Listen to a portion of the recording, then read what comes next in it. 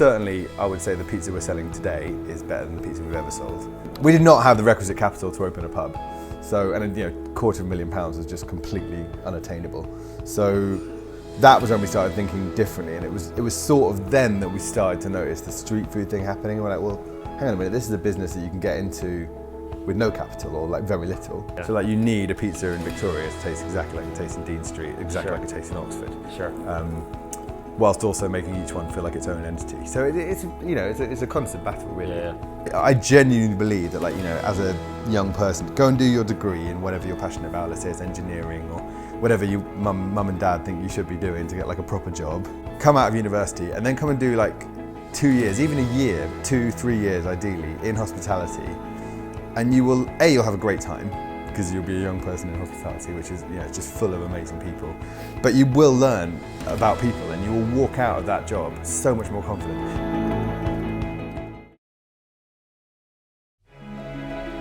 Our eating habits are changing.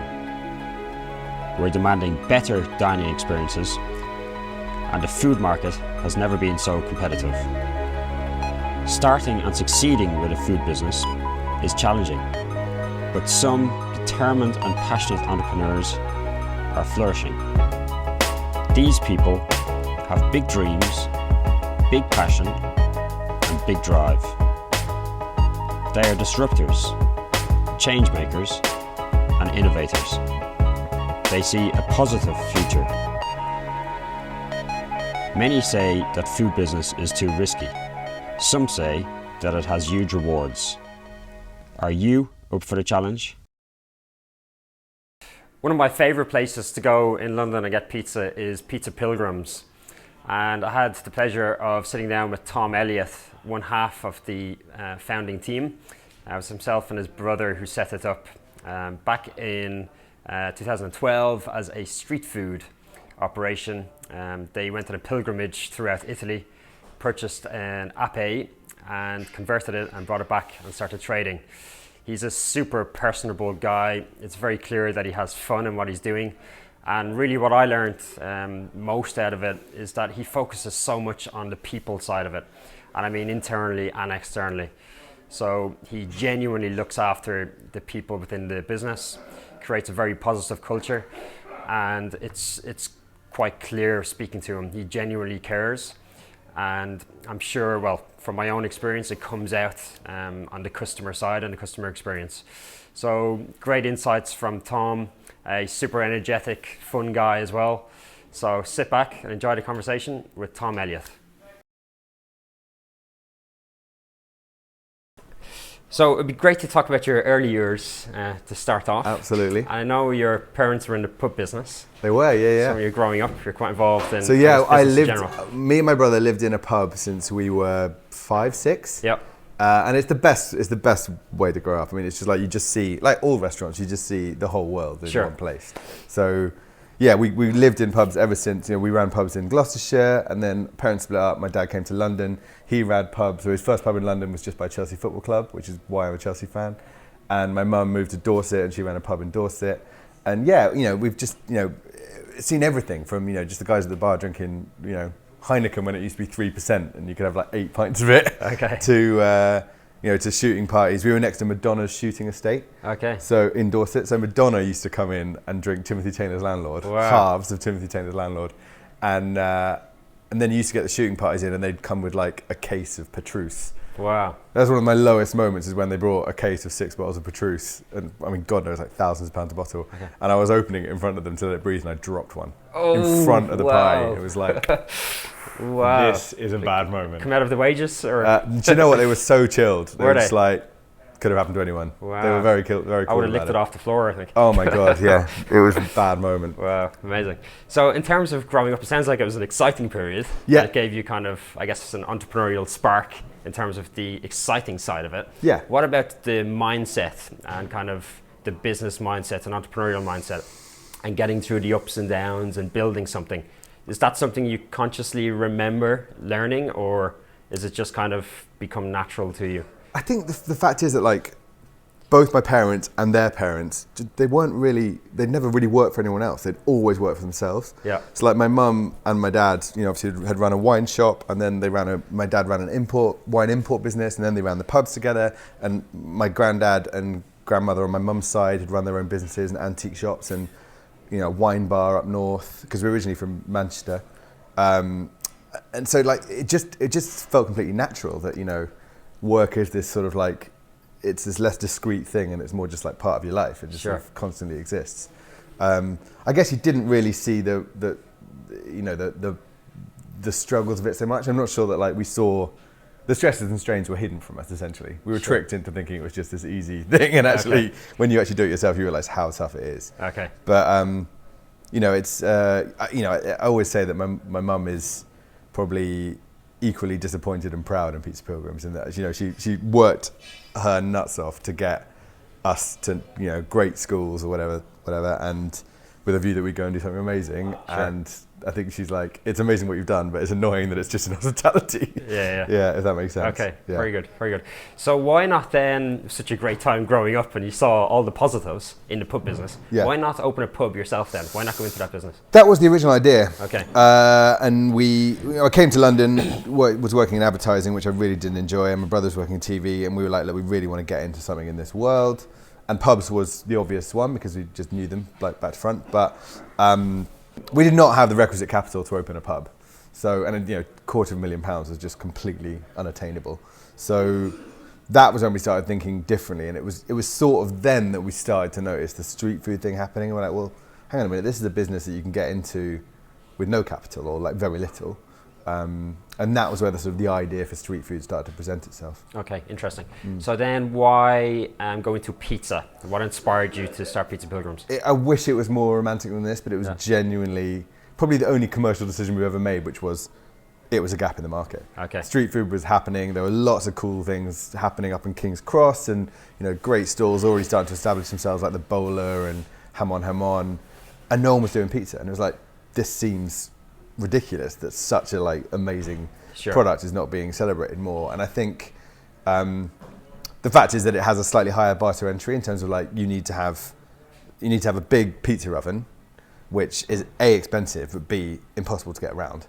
So that sort of change. If you want to start a sort of burger stall or something, you need a grill pan or griddle thing, and you can carry that on whatever. You can carry that on the tube if you want. Okay. So yeah, I think those two things meant that pizza was just slightly later to get there. And then when we went to look at these street food markets, we're like, this is amazing.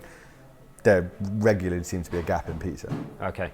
And obviously there's a huge market for pizza. Like everybody loves pizza. I mean, everyone loves pizza, right? So yeah, it just seemed completely obvious. And then, so yeah, I'd love to say that it was because, ever since I was 6, I dreamt of Naples, or I went to Naples. It was unfortunately not. And the whole thing then became this sort of learning journey of like, right, if pizza's going to be it, how do we learn everything we can about pizza? Sure. And I watched your videos on your website last night, the pilgrimage. It's phenomenal. I think it's 19 videos. Oh my Super god, entertaining.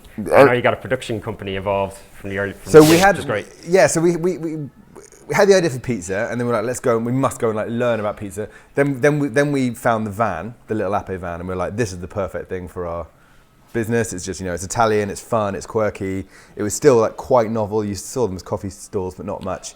And so we contacted Piaggio and said, could you put a pizza oven in one of these? And they were like, no chance. So we were like, okay, we can definitely do this. And then it turned out that the van was cheaper to buy in Italy than it was in England. And that's when it started to be like, well, maybe we should buy this van in Italy and drive it back and save the money and almost spend that money on learning everything we can about pizza. Okay. So that idea formed, and then we, the short version is we met up with a guy who was like, this is a great idea, you should totally get this film for a TV show. We pitched it out to a few people, including the guys who did Jamie Oliver, and the guys who discovered Jamie Oliver, and also Fresh One, Jamie Oliver's company, and another smaller company. And long and short of it is they all wanted to do it, but the bigger companies wanted to take 18 months to get it ready, and the smaller companies were like, we're ready to go if you're ready to go.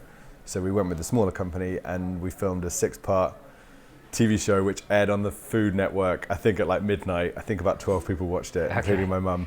We're big in Nigeria, apparently. Okay. But then those little videos that we made were completely just us being stupid with a camera. Yeah. But great fun though, and great. I think it reflects what you are in terms of brand. Yeah. And even having it on your website now and having it as content for social media, even surely there's a lot of advantages and benefits. Yeah, I mean, it really is. That's such a huge part of why we do what we do. Is like it's fun, and it should be fun not just for us, but like for the whole team. We've actually sort of made our company mantra about happiness, and actually, like, if you ask a huge number of people why do they eat pizza, they eat pizza because it makes them happy. And so actually our mission is to create an environment that A, our teams can be happy, but B, we're kind of selling happiness in a funny kind of way. Sure. So, you know, it's got to be at the heart of what we do. Sure. I want to come back to that as well. Your whole mantra on people, I think it's really important. Yeah. Obviously these days, it's one of the biggest issues in the industry. Yeah. So good to come back to that. Sure. But first of all, so you came back from the pilgrimage, Yeah. had a great time, learned a lot. Yeah. Had your APE. Yeah. The APE, sorry. Yeah. How then did you get going in London? How did you secure your first spot, your first street food spot? Got back from Italy. Then we had to do our second, slightly less glamorous pilgrimage to Colchester to get the oven put in the APE, which was touch and go for a long time because genuinely Piaggio had said this can't be done. But it can be done, and God bless her, Concetta, our little van, is still driving around with a pizza oven in the back, the same one. And then so whilst that was happening, that was probably about December time, the original sort of business idea was actually to do more sort of events. So go and do like, weddings, birthdays, bar mitzvahs, funerals, whatever would have us, and sell pizza like for an amount of money at an event. And I think we quite quickly realised, having got back, spending more time in the street food markets, like if you're going to build something, you need a presence to the public. So we decided around that time that we wanted to have like a market stall. And then we basically just set off going to every market stall in London and just kind of bashing on the door of the councils basically until they give in. And I think we identified 4 of our markets that we really wanted to be on, and would write to the council, and they would write back being like, there are no spaces, there's a waiting list. So then we just started going down to the markets every day and taking a picture of us standing in empty spaces and sending it to the council being like, wow, you keep telling me there are no spaces, but every time we come here there are spaces.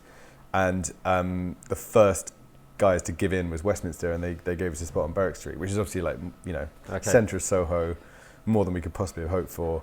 And but it was a war of attrition. Like the first 2 or 3 times were just, it's a no-go. Sure. Yeah. So it took a lot of persistence and guile, I suppose. Yeah, I think and I think the whole thing in the early days of a business, I think, unless you're hugely well funded, I mean, we did the whole thing on a credit card. Yeah. But like, unless you're hugely well funded, it is just a sort of blag your way through everything. Sure. Like, you've got to. Okay. And you mentioned you identified 4 spaces or 4 locations in London for them street food stalls. How did you decide which 4 to choose? Was it just the busiest places, or was there something else? I guess it was talking to existing street food guys and seeing like where worked for them. I think, going down to the places, seeing the footfall. Yeah. We wanted to be central, I think, because you just, we didn't want to be too far out from the, from the centre of London. And yeah, I mean, there was no science to it really. But I think the primary thing was recommendation from other guys doing it. Okay. Very good.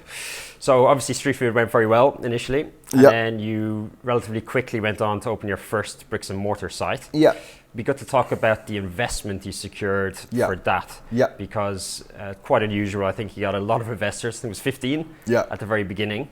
It was amazing that a lot of them had a lot of experience in different areas. You had amazing support, but also the capital as well. But on the other side, I guess you gave away a certain amount of equity for that. So what drove that decision, and why take that investment at that stage, and why from so many different investors? All good questions. I mean, so the honest answer is that, we started on the market, it went better than, I was still working at that point, and I was coming down on my lunch break to do the setting and then going back to my desk. And I never really thought the business could support me and my brother. I really always saw it as a way for me to get out of advertising and for him to find, a thing that he could do that was his. And actually, like, the first 6 months were so successful, they were like, right, we're going to make a go at this.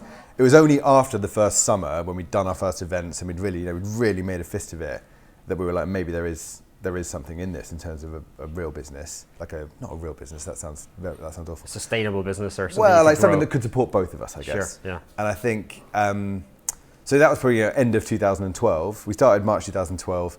End of 2012, we're like, I think this could be bricks and mortar, and we started sort of looking for someone to help make that a reality. we ended up opening Dean Street in August 2012. So it took us about we ended up opening Dean Street in August 2013.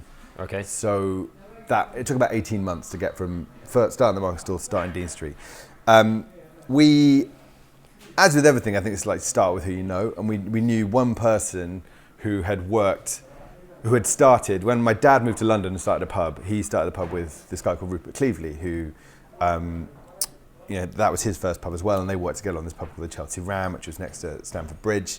And Rupert, we approached Rupert because he at that point had built that business into Geronimo Inns, which had been like 26 pubs that he'd sold to Young's. I think he was on the board of Young's at that time. He was like, he had done an amazing thing in the industry. And so we went to him and said, look, we've got this thing, the little van, it's going really well. We've had a great summer on it. We think potentially there's an opportunity to do a pizzeria. And he quite quickly was like, pizza's oversaturated. I don't see how you're differentiated. I don't think there's more an opportunity here that you think there is. And so we went away slightly dejected. But then like opportunities kept coming our way, and then we were doing a book, and it was like, no, there really is definitely something here. And so we went back to him for a second time and said, look, since we last spoke, this has all happened. We really do think there's something in this. And second time around, he's like, okay, I get it. And I think, as with all of these things, like he was the gate. So it wasn't by design, but he was the gateway to all the other investors. I think amongst those 15, I have one guy who was a mate from uni who worked in corporate finance, who I was just like, I need you on board to tell me if I'm being like screwed over by anyone. So got him, but all the others came basically through Rupert. Okay. And it's just the best way. I mean, I can't recommend it enough in terms of, we were so lucky to get some genuine industry legends. And we've got a guy called John Barnes, who was one of the founding guys for Harry Ramsden's. I mean, what he doesn't know about this industry is not worth knowing. And he's just like the loveliest, most people-focused guy. And we've got just so many guys like that in our team. But they all put in, they've all made money in their lives. And they all put in an amount of money that, was not meaningless, that's unfair, but was not important to them. Sure. So we didn't have this like huge pressure to be like, where's my return on my money? Sure. So, we had just the best of both worlds, which is 15 guys and girls who had great experience, who we could lean on to ask questions and get insight, but who were not kind of turning the screw to get their money back or like, worried about their investment too much. Sure. And how did you manage, like surely there was disagreements or different opinions coming from different people. How did you manage kind of the collective like group of investors? Well, I think, we, amongst that group, there were 2 or 3 people who emerged early on, Rupert being one of them, who is still our chairman, who, would lead the conversation with them. And obviously when we first started out, we didn't know the investors well.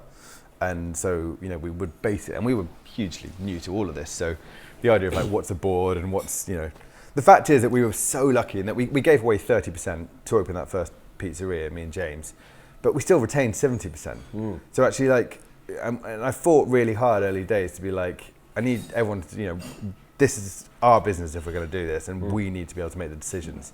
So actually, as much as getting investor consensus was important, we've never done anything that contravened like the plan for the wider team. It's always been our decision. Okay. Like if there had ever been a situation where it's like, I want you to do this, I want you to start selling, pasta. Sure. We always had the position of, well, no, we're not going to do that. Okay, very good. Which I think, is very lucky and hard to do. Absolutely. And I think absolutely. we just, we land in the right place at the right time. Sure. You get to talk about yourself and your brother. Yeah. Obviously started together, know each other very well, obviously. How did you, I guess, come into kind of being like working together? Yeah. How do your skill sets complement each other? And how did you consciously decide who's doing what, or are you just naturally complementary? It's really interesting. I mean, I think the bottom line is we don't share any skills at all. Like we're completely different. But also, the strange thing about those differences is that we very rarely disagree on the right solution to something. So we come at things from a very different place, but we often get to the same end goal, which is amazing. I mean, we've not had a falling out that's worth talking about that existed for more than 5 minutes in the whole time, which is amazing. And that's the first thing that everyone jumps to when I say, I work with my brother. They're like, I could never work with my sibling. And I guess I don't really understand that. I mean, the fact is that James is much more easygoing than I am, and is just willing to you know, he's not as, I'm the one who's like, I think we should do this, and like, this is the way we should do it. And he, you know, he kind of lets that happen quite a lot. I guess I'm the older brother, so it sort of becomes part of a thing. But no, we work incredibly well together. And I think we've learned as we've gone so much about, you know, what we started off doing everything together, and like every single, you know, we'd meet at 8 a.m. in the morning and work together all day, and then part ways at 7 o'clock at night type thing. Okay. And then as you go on, you realize, you know, you have got your specific skill sets that, you know, you've got to focus on, and suddenly I would be doing spreadsheets and leases, and he would be doing food development and restaurant design. And there was a period where we literally almost were in silos, because it was just like, there's so much to do and we haven't got anyone around, so we're going to just like completely focus on our own bits. But actually the most powerful is when we can kind of all be together on it, but then like go away and focus on it, if that makes sense. So sure. Like the coming back together, now that we've grown a bit more, we've got more of a team around us and stuff. Like yesterday, for example, food development meetings, like James used to do the food development meetings on his own, and actually I now come to them as well. And it's so nice because it's, you know, we bounce ideas off each other, and I think we can genuinely like help elevate stuff together. Sure. He's definitely leading it, and like he is 99% of the food development in Pizza Pilgrims. Sure.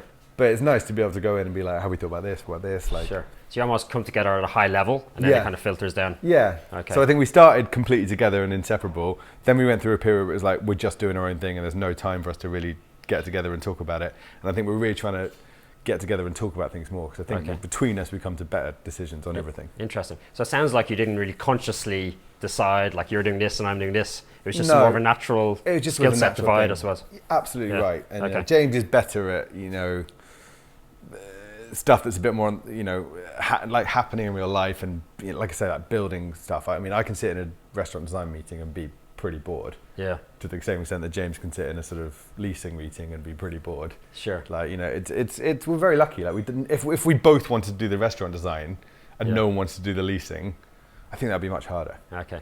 And I read that you used to, I don't know if you still do, but you do your own restaurant design. Yeah, James does it all. Still does it? James does it all. Wow, okay. Yeah, we had a brief period in the middle where we got into some quite sort of, like London Bridge, for example. Network Rail, God bless them, you know, amazing landlord in terms of the locations they have, but because of the size of the organisation and the, you know, sort of public element to it, you know, the demands on the fit out are off the chain in terms of like what you need to be able to deliver, from paperwork to health and safety to whatever. And I think, you know, for example, for that one, we did get a designer in to help us just get through the sort of the admin essentially. But James was at the forefront of designing, but then we did that, and then I think we just felt, you know, we love that restaurant, and it's a beautiful restaurant actually, but it, you know, I think James just felt like it wasn't 100% him, and I think that was really important. Makes sense. So is that why he's doing it? Is it just to kind of get his vision kind of built to kind of as much detail as possible, or is it like an easier process, or why? It's an easier process, and I think, you know, he's really good at it. He kind of comes up with novel ideas that a lot of people go like, well, where's that come from? But it works, and I think. It keeps it, when you walk into Victoria, which is our newest opening, like there's lots of sort of like little sort of glints in the eye that you're like, okay, this really does feel like something that we've done. Maybe no one else sees them, maybe just me and James do, but for us that's really important. You know, it's still our business, and we really want it to feel like that. Okay. So, you know, James still does all the social media. James obviously designs all the restaurants, like all the food development is James as well. So that stuff is really important. Yeah, I guess it's a good way of keeping consistencies across different areas as well. So from brand to menu to design, etc. You'd think that one clear vision. You'd think that, but I think that the thing about Pizza Pilgrims is I think there is a sort of very high level consistency, but it manifests itself in a lot of different ways. So if you look at the different restaurants, they don't look consistent. Sure. Like they've got loads of different things going on, and we really want to keep that going. Sure. Which I think is important these days as well. Like the cookie cutter approach doesn't work. Yeah. There needs to be like a unique destination and a unique experience in each site. Absolutely, but at the same time you need to get that sort of, that holy grail of consistency. Exactly, yeah. So like you need a pizza in Victoria to taste exactly like it tastes in Dean Street, exactly like it tastes in Oxford. Sure. Whilst also making each one feel like its own entity. So it's a constant battle, really. Yeah. But yeah, we're working on it. Okay. And you know, that's the thing. There's never. I don't think there's ever a point where you just attain that and it's done. Yeah. Like it's a constant battle. Like you ask Nando's, they're not like, yeah, we know what we're doing. We don't have to worry about this anymore. Sure. they've got teams and teams and teams of people working about how can they improve consistency across their restaurant. Absolutely. And it's a thing that's changing as well. And certainly in terms of the experience and, Yeah. and what customers are looking for, that's constantly changing as well. Absolutely. So with the market changing, you have to continue to change and Absolutely. innovate. Like, I mean, there are a few industries, I think, other than maybe music or film or something, that are less sort of faddy than restaurants. Sure. Like, Sure. what's flavour of the month here, 5 years ago, 10 years ago, is not flavour of the month now. Sure. And that will change again. And I guess the one thing I think we can hopefully bank on is that pizza is forever, if that makes sense. There's a lot of people that do pizza, and it's a hugely competitive space, but it's not going to be a faddy food. It's not something that in 10 years' time people won't be eating pizza. Sure. So I guess we've always got that, and that's why everything we do is about the pizza. We put the pizza at the heart of the whole business. Sure. So we're writing this book at the moment about like pizza across the world, and it's just nice to go out and just see pizza in all of its guises. And we do Neapolitan pizza and love Neapolitan pizza, but going to speak to a New York guy about pizza, they'll be as passionate, if not more passionate, than the Neapolitans about their style. And then you go to Chicago and it's the same. And even if you go to like the Middle East, they have a version of pizza that is always at the forefront. So it's just great to see how this idea of a sort of a flatbread with toppings exists all over the world. Interesting. When's the book out? The book is out in October. Okay. Yeah. Good. Look forward to it. We've got our first day of restaurant shoot on Monday. Okay. Yeah. Very good. Very good. So let's talk about people. Yeah. It's a big thing for you guys, and obviously a big, if not the biggest issue in hospitality, certainly in the UK at the moment. Yeah.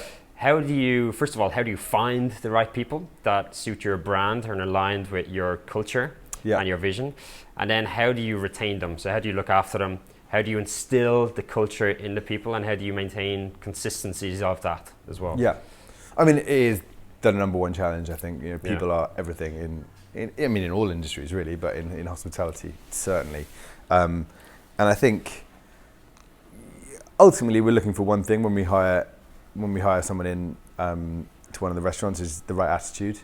I think it's so important that person is positive and like sees the good stuff in life and wants to learn and wants to develop. And I think that's the person you want. If they've never even carried a plate before, that's not a problem.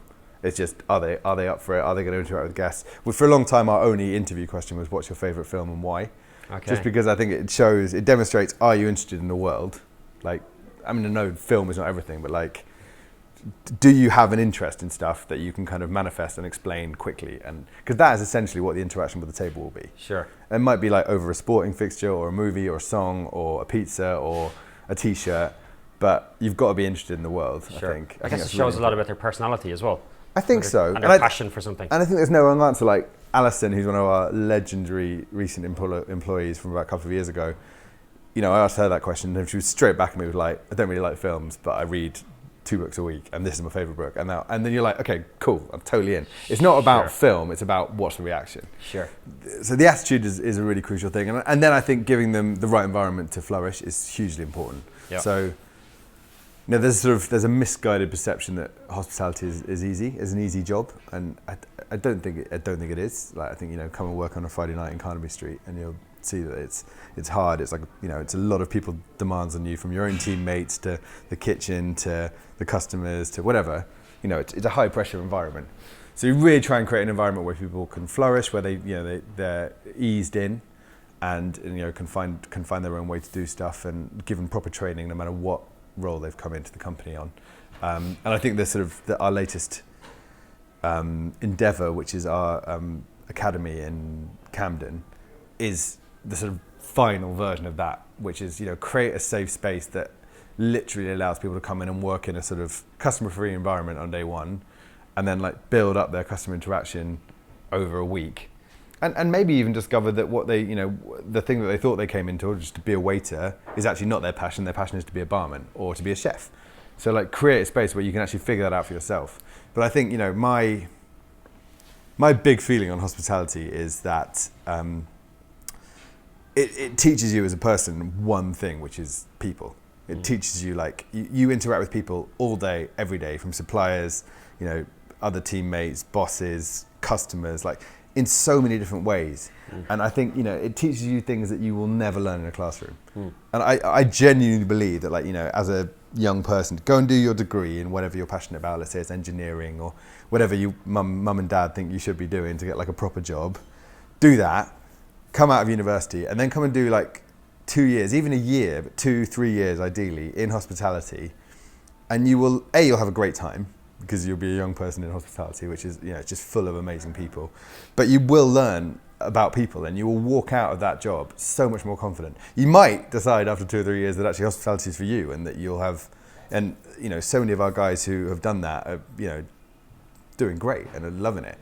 But if you don't decide that, it is a hard job, and it is for young people. And I think even if you just do 2 or 3 years, and then you can go and apply the degree and the sort of University of Life stuff combined, makes you a 10 times better engineer, to my point of view, in my head. Whereas to go and do your degree and then go and work for an engineering firm on the 5th floor doing photocopying for 2 years, to me is not the best use of that time. Sure. I think like a fun atmosphere is very important for you as well. And I heard you say before that your business is almost like a reverse mullet. So party at the front, the business I haven't at the heard back. that for ages, yeah. Is exactly that still right. something you kind of live by? It absolutely is. It The is. places have got to be fun. Like that's, it's a huge part of why you eat out and don't, if the place isn't a fun, buzzy, vibrant place, then, it's almost more important than the food. Like, so yeah, that is the number one thing for us. But I think the way you get there, and that is something that I guess we brought the fun from day one. We could always do that. I don't know, for whatever reason, it just seemed to be there.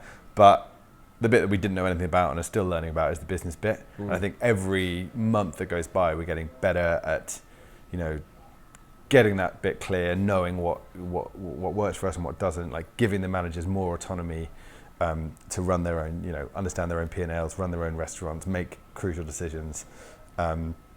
So yeah, the business bit has been growing all the time, and I think we've now got a team in who understand it frankly much better than we do, and like really know what we're looking for and how we kind of make a really well-oiled machine to deliver to do the business bit, I guess. Okay, interesting. Let's talk about the market in general. It's obviously tough times at the moment for a lot of restaurant operators, chains, etc. Absolutely. You guys are growing, a fairly well-established group of restaurants. How are you performing in general terms, and how do you compete, and how do you react to the market changes? We are growing, and we're growing both in a number of stores, but also in like-for-likes. I think we had our best year ever last financial year, and we're on track to beat it this year, which is great. I think we've been saying literally from the day we were carrying gas canisters down to the market stall, we just had this thing of like, it's a long game. It's a long game. We have no short-termist view of anything in this business. Like, the only way to do this is to do it properly and try and build it on concrete, not on sand.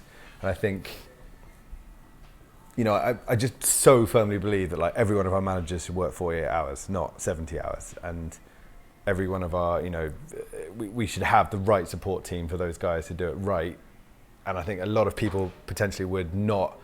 We've probably, but any business person would tell you that we've overinvested in our head office. There are too many people in our head office for the size of our restaurant group.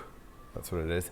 But we just want, we want the support to be there for the teams, and that's the only way we're going to grow and be great. Is like slowly.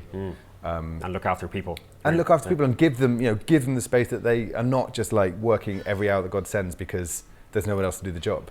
Yeah. It's like make sure there are no gaps. Make sure your restaurants have, a manager and one assistant or two assistants. Make sure they have a head chef. And I think it's so easy to be like, we haven't got a head chef here, but we'll be fine. And suddenly there are 3 restaurants, then there are 5. And it's that not only the gap in the person there, but it's putting strain on the whole team.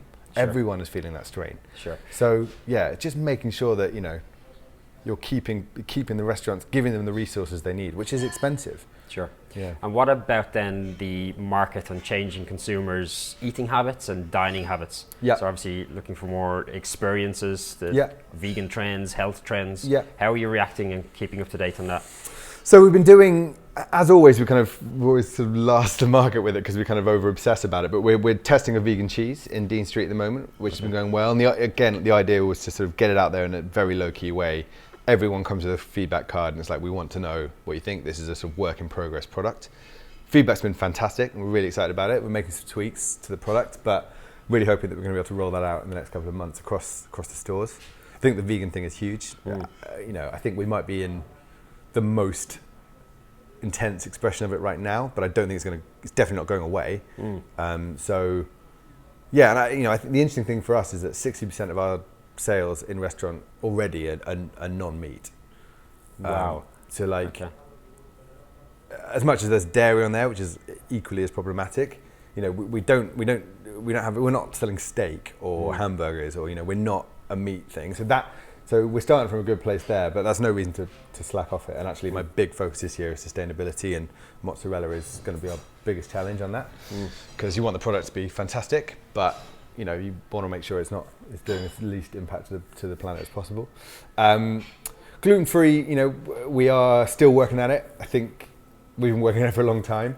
We want to find something. We're getting there, and we've found some great stuff, and I think we just want to make sure it's great. And I think what we don't want to do is just rush something to market and then be like, oh, it's actually not that good. But it's a huge, we know that our customers want it, and we are still working hard to get there. Halal is the other one. It's a really big, big market. And I think, obviously Italians are hugely focused on pork as a meat. So trying to find some alternative pepperoni options, for example, that are halal is a focus for us too. I mean, one of our sort of central tenets of the business is like pizza for everyone. Okay. We want to get to a place where we've never wanted to be in any way sort of exclusive or only for a certain type of person. Certainly our Kingly Court restaurant is the perfect example of, it suits from Mayfair, it's families coming out of Hamleys, it's tourists, it's shoppers, it's Soho bohemian guys. It's like the whole cross section of culture, and we want that to be the same for all of our pizzerias. Sure. So you've got to work at making sure there's nothing, you're not excluding anyone in your menu. Sure. And you want to be attractive to as many people as possible. So yeah, really exactly. Attracting as many people as possible. Exactly right. But you just don't want to. You just don't want to be turning people away. Sure. Another one is alcohol free. Like, we're working really hard on having good alcohol free options. I mean, it's not rocket science. Everyone's doing this stuff. But, sure. But it's it's important. Sure. And what about the delivery stream? Yeah. Obviously, pizza deliveries is huge. Huge. Yeah. How important is that to the business, and how do you focus on that? So currently, delivery is about 15-16% of the business. Feels like about the right amount. We spent a long time sort of resisting it, and then the bottom line is, we just started to get messages being like, are you a pizza company or not, type of thing. Like, you need to be able to do delivery. So yeah, we've embraced it, and I think in certain stores we don't do it at all. Why is that? Just because we feel like it would be detrimental to the quality of the product going out. Okay. The store's too busy already. Okay. So there are stores like that, and then there are some stores where it forms a big part of what they do. It's never a primary reason to take a site, but it's a great, we have to accept that we're lucky in many ways, but also pizza is a great delivery product. So we embrace it now, and I think it's now we've completely reversed it, and I'm almost certain that we couldn't operate our own delivery. I wouldn't want to. I think it's just very, very, you've got to be, it's so logistics focused, and it's really, really a tough thing to do really well. So we're never gonna do that, I don't think. So on that basis, we really need to deliver as a partner, not a supplier, and work both ways with them. And as much as they own the data, and God knows what's going to happen in the future, but they will supply you with that information. They will work with you. They will tell you what's good and what's bad. They do know things that operationally are really important to your restaurant, like your prep time and your. But all of our stores pretty much. All of our stores are between sort of 4.2 and 4.6 on Google stars, which is out of 5, whatever, and the deliveries pretty much reflect that. So we're in parity with it. Okay. But the focus will always be eating. We want to create fun environments that people want to come to, that are buzzy and cozy and nice places. And I think that and it still is, as I say, it's 85% of our business now. Okay. What does the future hold for Pizza Pilgrims though? Would you see yourself potentially franchising, or is it just managing growth internally, or do I you think have a vision at all? I mean, there's not like a sort of like nailed on like super plan. I think, you know, we every day we sort of slightly wake up and pinch ourselves and go like, how have we got here, and let's just keep sort of doing what we're doing. I think trying to do things like the academy, I'm hugely excited about. I think it's, you know, really wanted to be, it's sort of social enterprise. It's going to be pizza at the front, where all of our sales will then go back into training people in the back. And that will be sort of young people who are joining Pizza Pilgrims, young people just getting into the industry more generally, but also, you know, people who need a fresh start. So ex-homeless people, ex-cons, that kind of thing. So we're really excited about that, and like making it a real centre for excellence of like making ourselves better and being able to like really internally focus on how do we constantly improve. I think that's the other bit that really excites us. Like, growth is one part of it, but just trying to be better than we were last month and last year all the time. And I think we do that. I mean, certainly I would say the pizza we're selling today is better than the pizza we've ever sold. And if it ever wasn't that, I would very quickly lose interest, I think. Sure. So it's really about focusing on the fundamentals and the basics and getting them right. I think so. Keeping them right. I mean, at the same time, we're awful at that, and we're always off like with some fanciful idea about writing a book or doing an academy. And, you know, I think probably the advice from anyone looking in would be like, stop doing all this, focus on that. But we're really, you know, we've got teams of people doing that now, and it is, you know, we know that's what we're about. We just want to make everything better all the time. Okay. Yeah. Okay. What advice would you give somebody, let's say, with an idea, wants to start out, maybe test it in the street food market? Yeah. So somebody has an idea, they're not quite sure how to get it off the ground. Yeah. Maybe may or may not go on a pilgrimage, potentially. But what would you advise to get them going? I think the thing is, you don't know what you don't know until you've actually done anything. Like, I think we spent way too much time, and we didn't even spend that much time, but we spent too much time sort of in the bedroom trying to figure out like what we were doing. And it's like, you just go around doing anyway, even if it's get 20 mates around for a dinner party and like cook whatever you want to cook for them and see how that goes. At least that's like phase one. You might, you know, if you do that and you go, God, that was stressful, probably restaurants aren't for you. Like, do you know what I mean? Like, you've got to come at it in baby steps. So we did a party for 50 mates with pizza when we first did it. Then I went to my old advertising agency and we cooked for 100 people there. And we, you know, just go out and do stuff. And every time you do, you'll learn, you'll have pictures of you doing it. You'll prove that, you know, you've done that stage.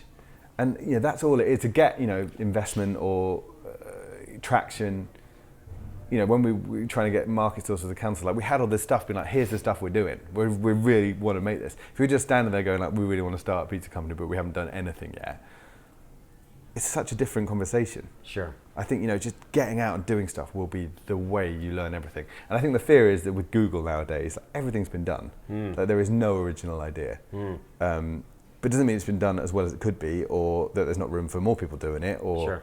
So I think there's a fear that like, oh, I've got a great idea, but someone's already done it. It doesn't matter. Sure. Go and do it. Put your own spin on it. Like, Sure. But just do it. And ask as well. Like, the other thing that people don't do, which always surprises me, is, you know, get people's input. Like, certainly from Indian hospitality, like, people love talking about themselves and like helping, and, you know, it's such a people-focused industry that, you know, we went out and asked everyone, like, what do you think of this? What do you think of that? Like, do you know, how do we find a site? How do we do this? How do we do that? And I always, you know, if people contact me and want to ask, I had one literally earlier this week, you know, just a 10-minute conversation. It doesn't hurt. It doesn't mean I'm right, but, you know, when you're starting out, there's a lot of stuff. And I think just getting some input from someone to be like, okay, this does make sense. Sure. Is so valuable. Sure. So it's just getting out there and going for it, really. I know it's sort of a bit of a cliche, but I think that's it. I think there's too much sort of navel gazing goes on. Sure. I think it's doing stuff that is not going to me, like going straight from I don't know what I'm doing at all to I want to open a restaurant in Soho is the scary bit, because it's like, well, you don't know what you're doing. You're diving straight in with a huge financial outlay into something that, you know, probably will be amazing, but you don't know what you don't know. So, you know, don't do that. Go and do like little baby steps. You don't even have to quit your job to do that. Sure. Sure. That's the other thing, is everyone's like, I want to start, you know, insert lovely little food business here, but I don't want to quit my job. It's like, I you know, do a few tests, but there comes a point where you've got to take the plunge. Yeah, go for it. You've got to. Makes Otherwise, sense. you're not going to get anywhere. Very good, very good. Well, great speaking to you, Thom. Thanks very much for coming in. Thank you very much. It's really refreshing that you focus on the fundamentals, and in particular people as well. I think it's super important these days. It's the most important thing. It is, yeah. 100%. So great to speak to you. Thanks very much. No worries, thank you. Cheers.